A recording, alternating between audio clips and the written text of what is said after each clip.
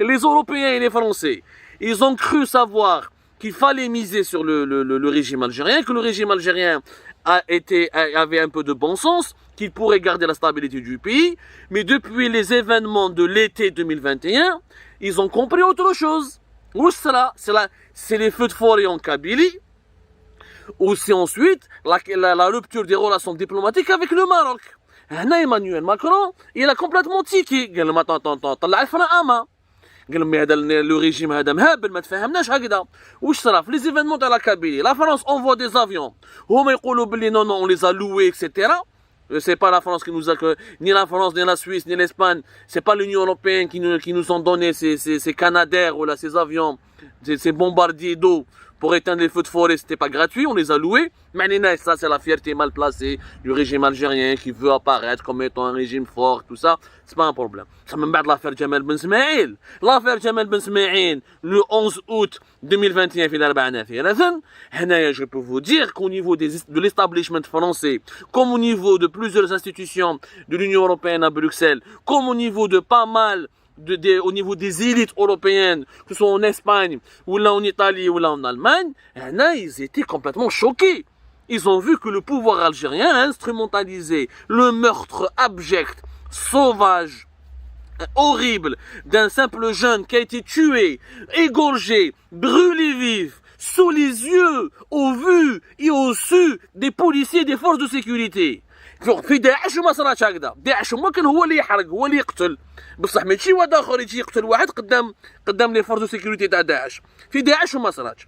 هنايا à partir des événements de la Kabylie, la criminalisation de tous les opposants algériens, l'utilisation, l'instrumentalisation du terrorisme pour mater l'opposition algérienne, pour faire taire les gens, pour neutraliser les opposants algériens, pour les diaboliser, pour les emprisonner, le terrorisme qui devient le principal arsenal juridique et judiciaire pour bâillonner l'opposition, où le terrorisme il n'a pas été utilisé uniquement contre le MAC ou la Rachid. Il y a des militants qui m'ont Saïd Boudour, des journalistes, Jamila Lokil, ou là d'autres qui se retrouvent poursuivis devant des juridictions pour appartenance à des groupes terroristes ou là pour des crimes qui s'apparentent à des actions terroristes. Les Européens, ils ont commencé à se poser des questions. Parce que la Kabylie, tout le monde sait, les services secrets français ou les espagnols, les think tanks, les cercles de réflexion, les diplomates européens, tous les centres de décision, ou là tous les dirigeants européens, ou là les personnalités politiques, intellectuelles, tout le monde est conscient que la Kabylie est le cœur battant de l'Algérie. Ils savent l'histoire de l'Algérie, le printemps berbère de 1980 jusqu'au printemps noir de 2001, quand la Kabylie bouge, c'est toute l'Algérie qui risque d'être instable. Mais là, ils voient un régime qui a utilisé le meurtre barbare d'un jeune homme totalement innocent pour culpabiliser la Kabylie et pour ensuite utiliser ce traumatisme collectif pour opérer des arrestations massives et pour inculper tout le monde de terrorisme. Emmanuel Macron, il a pris des contacts avec Tebboune. Il y a eu plusieurs contacts directs d'abord entre Tebboune et Emmanuel Macron et des contacts indirects via l'ambassadeur français à Alger, Jean-François Gouillet, avec la présidence algérienne. بداو يسقسوهم قال لهم يا جماعه فهمونا واش راه صاري. يعني qu'est-ce qui se passe يا جماعه la Kabylie vous voulez faire quoi, c'est quoi ce pardonnez-moi le terme, c'est quoi ce bordel. قالوا لهم c'est quoi ce bordel واش راه صاري. يعني tout le monde est considéré par vous comme des terroristes. سيد مات قدام لا بوليس تاعكم وراهي رايحه l'Algérie. خافوا parce que il est normal que la France s'inquiète pour sa sécurité lorsque la menace provient de l'Algérie. Pour une raison simple, il y a plus de 6 millions jusqu'à 7 millions d'Algériens qui sont en France. Les Algériens sont tellement nombreux en France que les statistiques réelles sur la composition de la communauté algérienne, c'est un sujet tabou. On nous annonce toujours 2-3 millions, ce qui est un chiffre totalement faux. Quand on compte les Algériens les Français d'origine algérienne, les descendants des immigrés de la première, de la deuxième génération, les sans-papiers. Rien que dans les consulats algériens, il y a pratiquement 1 million de personnes qui sont inscrites. Donc, le poids démographique de la communauté algérienne et les relations intrinsèques et intense entre l'Algérie et la France font en sorte que la France elle est exposée à un danger de déstabilisation. C'est l'Algérie par malheur sombre dans une guerre civile ou dans une crise politique où il y aura de la violence. France parce qu'il est légitime يخاف على بلاده. ايمانويل ماكرون يخاف على بلاده يقول تطرطق في الجزائر. ديجا اليوم راهي مازال ما طرطقتش يعني الحمد لله. Il y a pas encore de violence. Bah, j'espère qu'il n'y aura jamais de violence. J'espère qu'il n'y aura jamais de... Il n'y a pas encore de violence en Algérie. Et j'espère qu'il n'y aura... Encore une fois, j'espère qu'il n'y aura jamais de violence. Vous chauffez la bombe migratoire. 1300, 1500 haragas en 2 week-ends, en une semaine. Donc les Européens, notamment les Français. Parce que le retour du bâton, c'est la France qui va encaisser. C'est la France qui va encaisser les problèmes.